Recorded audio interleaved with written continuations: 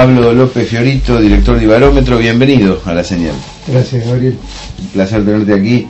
Qué año ¿no? Bien conflictivo, bien interesante, bien potente a la hora de observar el panorama político. En principio, las encuestas que vos me dabas el otro día en la radio eran sorprendentes por el volumen que, según Ibarómetro, viene alcanzando Cristina Fernández de Kirchner. Sí, digamos, en la foto actual, pero es una foto que se viene manteniendo en el tiempo desde octubre, inclusive un poco antes del fallecimiento de Néstor Kirchner, en el cual uno veía que todos los indicadores al gobierno le daban positivos, la imagen, la gestión económica, el control de todos los problemas principales, digamos, uno veía que el gobierno ya era la referencia indiscutible para el 2011 respecto a la solución de las principales problemáticas, la inseguridad, la inflación, la pobreza. Es decir, la gente piensa, una gran cantidad de gente piensa que este gobierno lo puede resolver. Este gobierno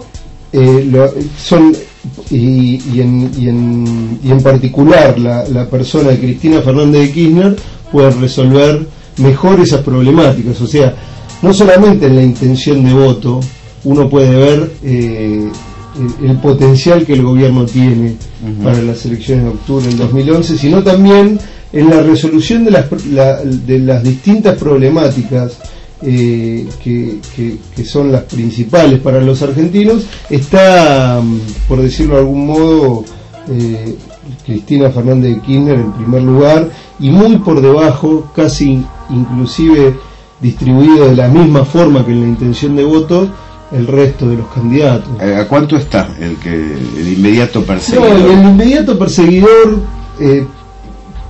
Ricardo Alfonsín, está en un 12, entre un 12 y un 10, digamos, de acuerdo al escenario. 20 y pico, 30% de diferencia. Cristina Fernández de Kirchner estaría entre un 44 y un 45%, o sea que estamos hablando de casi más de 30 puntos de diferencia entre Ricardo Alfonsín, Eduardo Duhalde también, con un 10%, muy por abajo Elisa Carrió con un 6%, y Wieners en la posibilidad, de acuerdo con Proyecto Sur, un 3-4%, digamos. Entonces, la diferencia es muy grande. Wiener tenía una dimensión nacional más importante, sobre todo tomando votos del radicalismo. Wiener no es un personaje que tiene una imagen o un conocimiento en el resto de la Argentina muy grande, digamos. En las encuestas nacionales tiene un alto nivel de no sabe, no lo conoce, claro. Digamos,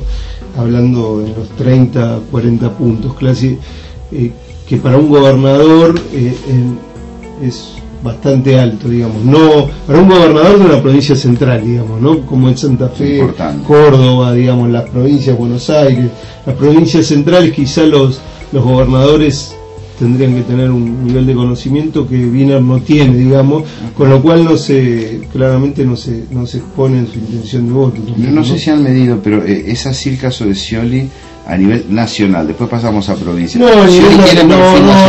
Scioli tiene perfil nacional, digamos, por debajo de la intención de la imagen positiva de la presidenta, claro.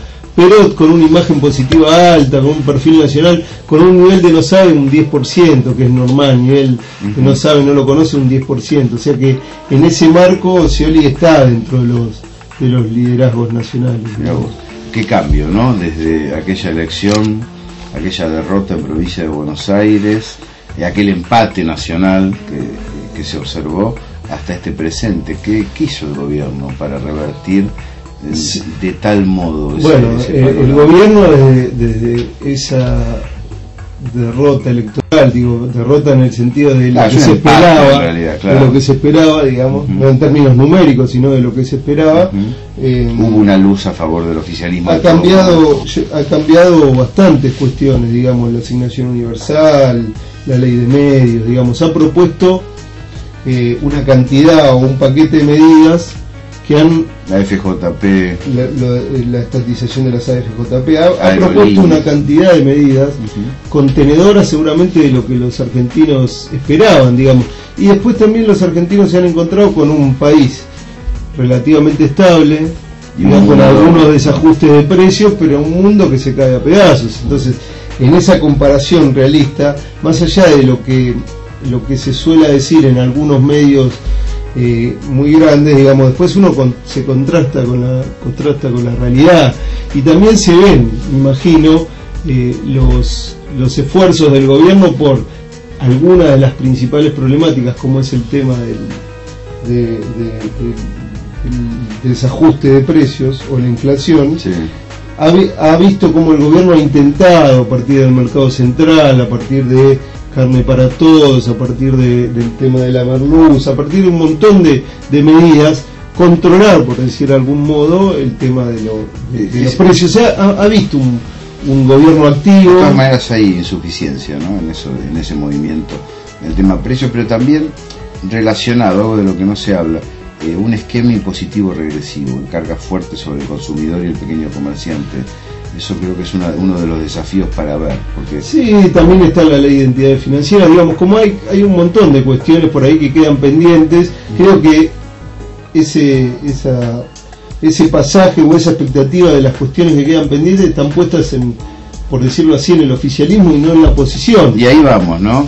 Este cuadro también guarda relación con por momentos risible, por momentos cómica la situación de la oposición. Bueno, yo no sé si nos esperábamos todos que el radicalismo, el peronismo federal, las fuerzas liberal conservadoras tuvieran una dinámica tan pobre, tan estrecha de miras. Bueno, eso lo demostraron el día después de la elección del 2009. Ellos pretendieron mostrarse como una fuerza unívoca, con un programa, con un proyecto, y después, frente a los distintos proyectos que se fueron votando, nos olvidamos del matrimonio igualitario también, fueron optando de distintas formas, como era lógico, porque no eran un eje aglutinador en todo caso, sino que eran distintas fuerzas separadas, y en todo caso el oficialismo sería la primera mayoría y el resto serían minorías en relación a la elección nacional general. Digamos, el radicalismo sacó una porción, el peronismo federal otra porción, digamos, Proyecto Sur otra porción. Eran diferentes, digamos, no había un proyecto común. Lo que los unía era la crítica y la oposición al gobierno. Una pena, porque hay varias fuerzas que vos mencionaste ahí que tal vez hubieran logrado un desarrollo de haber tenido la grandeza de decir apoyamos esto y aquello, aun cuando tenemos candidatos distintos, tenemos un proyecto que va más allá, pero tuvieron la perspectiva de oponerse a unas medidas que incluían sus propios discursos. Yo lo remarcaba en una cosa, lo solemos decir en muchas entrevistas, comparándolo con la alianza en el 99. La alianza en el 99 se proponía en cierto sentido como una alternancia al menemismo y no una oposición.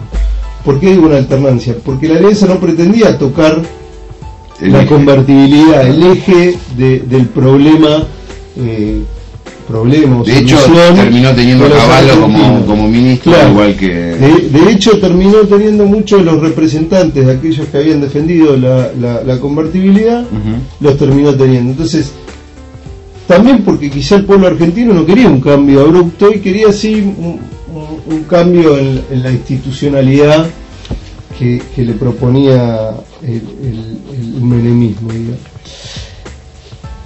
Respecto a este momento, la oposición tendría que plantearse como una alternancia y no como una oposición. ¿En qué sentido? Una alternancia en el sentido de poder marcar un piso, como le gustaba decir a Martín Sabatella tanto, un piso sobre el cual proyectar medidas a futuro, teniendo en cuenta las limitaciones con algunas de las limitaciones que el gobierno tiene en su política habitual, y planteando la superación de esas limitaciones. Ahora, el papel que toman es el papel de una oposición acérrima que la opinión pública no está dispuesta a tolerar, porque ve ve que hay avances, ve en la clase media ve que su hijo tiene expectativas, tiene trabajo. Los sectores populares también les pasa lo mismo, que los chicos van al colegio secundario, que les dan una computadora para que estudien más, digamos, la asignación universal, digamos, ven cambios reales. ¿Y por qué van a querer un cambio opositor, digamos, que cambie de raíz lo bueno lo que el gobierno ha hecho, digamos? La crítica feroz contra el fútbol para todos, digamos, que ha vuelto a reconstruir la imagen de la familia viendo el partido de fútbol en su casa, después del asado, después de las pastas, digamos. Esa imagen que no es entendible por la oposición y que es denostada y diciendo, bueno, pero hay otros problemas en la Argentina además del fútbol para todos, y se toma más como un pan y circo que como un hecho social que permite juntar a la familia y cambiar por ahí el domingo y compartir un espacio. Fue una medida muy popular. Fue una medida muy popular y que no yo personalmente agradezco, ¿no? Pues yo cuando puedo voy a la cancha, pero no siempre. Hace ya tiempo. Vos sos de River, ¿no? Yo soy de River. Una semana difícil. Una semana difícil, digamos. Fue el primer momento que lamenté el fútbol para todos, porque si no lo hubiera visto no hubiera sido la televisión. Y con el relato de Marcelo Araujo también, que le mandamos saludos, que muestra un poco de neutralidad al hacer un relato futbolístico, digamos, también, ¿no? Me contaban el chiste con afán de agredir a ambos, me decía, a River le dicen celulitis porque se va con gimnasia. Claro, pero vamos a obviar las palabras necias y vamos a zambullirnos en provincia de Buenos Aires, porque vos mencionaste a Sabatella, hablamos de Scioli, encabeza Scioli, si no me equivoco. Sí, digamos, entre un 37 y un 40% de intención de voto, Scioli, digamos, muy lejos Francisco de Narváez, con 17%. Que había sido el gran ídolo de la última elección. Que habrán sido... Que bailó con Tinelli y Macri, Sí, quizá una victoria. Quizá de Narváez significó, digamos, un llamado de atención para todos los cambios que después se vinieron. No nos olvidemos que después vino la asignación universal. Claro, este gobierno cachetear un poco para que avance. No era en última instancia la representación o el candidato de provincia de Buenos Aires. Es lo que utilizaron algunos bonaerenses para decirle, muchachos, fijémonos, capaz que hay cosas que hay que cambiar. Claro, me parece que la mano viene mal acá. Claro, que no podemos, hay cosas que no pudimos resolver, y que me parece que fue eso nada más. Y que naturalmente en una elección ejecutiva también las miradas vuelven sobre el oficialismo, y en este caso sobre Scioli. ¿Cuánto está? Y Sabatella entre un 6 y un 8 en el mejor performance. Cristina tiene entre un 48 y un 50 de intención presidencial. O sea que tanto el voto de Sabatella como el de Scioli le suman a la presidenta. No compiten entre ellos. Y el voto de Sabatella no compite con el de Scioli. En última instancia son fuerzas distintas, claro. Son formas de apoyar al gobierno nacional distintas. Me parece que eso se ha entendido inclusive en sectores del peronismo bonaerense, digamos, que han reconocido la posibilidad de una colectora, claro.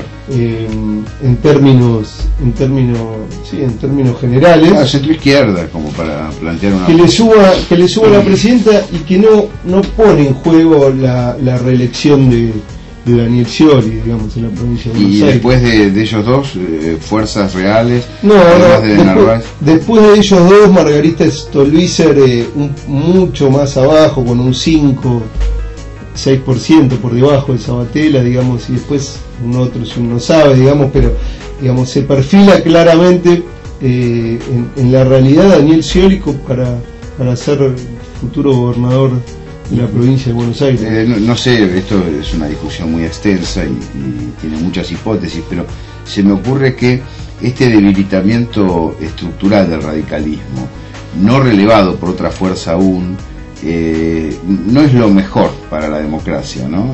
Más allá que me alegra la victoria peronista, claramente, me permite pensar que tener un interlocutor democrático profundo podría llegar a ser un dato. Bueno, pero es un poco lo de la alternancia y oposición que hablamos antes, digamos. Cuando uno se plantea como una oposición acérrima, en todo caso yo creo, por lo menos en la foto de hoy en día, desde el 2003 a esta parte, los argentinos han elegido, en términos generales, no estoy hablando obviamente, uno puede discutir el 2009, un sendero que me parece que las fuerzas políticas de oposición tendrían que reconocer como piso mínimo sobre el cual plantearse para la discusión y plantear la democracia en la Argentina. O sea, las AFJP, aerolíneas, la jubilación masiva, digamos, un montón de planteos, tendrían que reconocerlo, la estatización del agua de vuelta. Es el piso desde donde va a salir. Este piso, entonces, ahora, cuando vos te salís de ese piso, no entras dentro de la posible discusión y te vas, lo de Alfonsín, la suma inentendible de Alfonsín y de Narváez, que le resta en Buenos Aires el propio electorado, no conocer el electorado radical. Y le resta a Francisco de Narváez también, porque Francisco de Narváez, que tiene un 17 como candidato a gobernador, tiene un 13 en la fórmula Ricardo Alfonsín, Francisco de Narváez, porque es imposible juntar el agua y el aceite. Y eso, en el razonamiento político de la mayoría de los argentinos, eso queda clarísimo. Me parece que no le queda claro a esta dirigencia política que pretende de hacer del Maquiavelo su manual, sin entender que lo maquiavélico tiene que ver también con por lo menos estar dentro de un marco, y ese marco no están. Entonces, claro, hay entidades históricas que no se modifican tan sencillamente. En el kirchnerismo también hay un montón de disparidades, y no hay un acuerdo universal, y hay extremos que uno podría identificar más con gente de la oposición o con gente del otro lado, pero hay un marco en el cual comparten. Alfonsín y de Narváez no comparten ningún marco. Claro. No comparten el marco del kirchnerismo y no comparten ningún marco propio de ellos. Mucho del público de Narváez piensa que los radicales son marxistas. Claro. Pablo, cruzamos el riachuelo y nos adentramos en la capital federal, ¿no? El territorio que Macri arrasó electoralmente en un momento determinado, partiendo del liderazgo de la última victoria. El voto de Macri decayó. El voto de Macri decayó, no por nada me parece que él ha bajado su candidatura presidencial, porque inclusive decayó como intención de voto de candidato presidencial. Él en las últimas encuestas medía un 17 frente a un 38-39% de intención de voto de Cristina Fernández de Kirchner para presidente, digamos. O sea que había una diferencia abismal respecto del kirchnerismo de Mauricio Macri, y en términos de intención de voto para jefe de gobierno, me parece que lo que ha pasado es que de aquel 40% en primera vuelta, que en todo caso era el experimento de los porteños por el fracaso de lo que ellos habían considerado los gobiernos progresistas que se habían dado, que no resolvían problemas concretos, que no resolvieron los problemas quizá principales, que le dieron una buena gestión de cultura, una buena gestión respecto al turismo, pero quizá no resolvieron los problemas principales. Ese 40% que era una apuesta a que Mauricio Macri, independientemente de su ideología, pueda resolver y gestionar bien como él prometía. Después, han transcurrido 4 años donde la política del macrismo ha sido martirizarse respecto al gobierno nacional y siempre echar la culpa a alguien. Yo me acuerdo de las inundaciones en Belgrano, que lo último que planteó en una intervención Rodríguez Larreta era que las inundaciones eran porque el conurbano traía agua a la capital, digamos. Entonces, así como vienen pacientes a los hospitales, tirándome el agua, o sea que siempre la culpa está afuera, no está dentro, digamos. Y tiende a ser oscura. Y tiende a ser muy oscura. Entonces, esa experiencia ha llevado a que los índices de gestión del macrismo hayan bajado a un nivel más negativo que positivo, digamos, respecto a toda su... Sin embargo, política. Sigue encabezando las encuestas. Sin embargo, tiene por lo menos la primera vuelta. La primera vuelta tiene un 30%, Mauricio Macri, o sea, el mayor exponente, jugando todos, con una diferencia con el kirchnerismo, con Filmus o Udú, que son los dos candidatos que mejor intención de votos tienen, de 4 puntos, que puede entrar dentro del margen, es decir, del margen de error. El segundo lugar está para el Frente para la Victoria. El segundo lugar está para el Frente para la Victoria. Vaya quien vaya como candidato. Vaya quien vaya, porque me parece que la que tracciona ahí, más allá de los candidatos particulares, es el liderazgo de Cristina Fernández de Kirchner, que tiene un 38-39% de intención de voto presidencial. No nos olvidemos que Macri quería que las elecciones primero vayan juntas, presidenciales y de jefe de gobierno, y después las separó. Por algo las separó, digamos.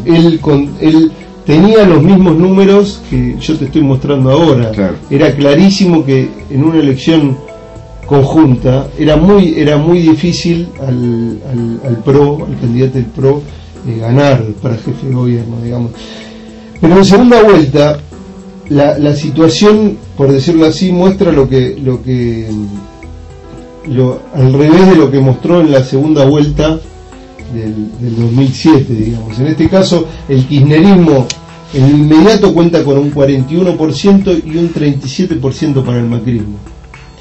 4 puntos de diferencia que pueden estar dentro del marco y un nivel de no sabe de 20 y pico %, que puede posibilitar claramente que el macrismo no pueda ganar en segunda vuelta. O sea, hay serias posibilidades de que el oficialismo, si logra, creo que el marco de alianza que ha logrado es importante en la capital, claro, pueda triunfar en segunda vuelta. Descartamos entonces esa, no vamos a dar el nombre de la encuestadora, pero esa versión sobre Solanas con el proyecto Sur y el apoyo social. Por lo menos en la foto de hoy en día, lugar llegando a la segunda contienda. En la foto de hoy en día no, porque Solanas mide alrededor de un 15% en todos los escenarios. No sé cuál puede ser el marco de alianzas que Solana pueda hacer, pero pienso en la afluencia de votos radicales de ciudad.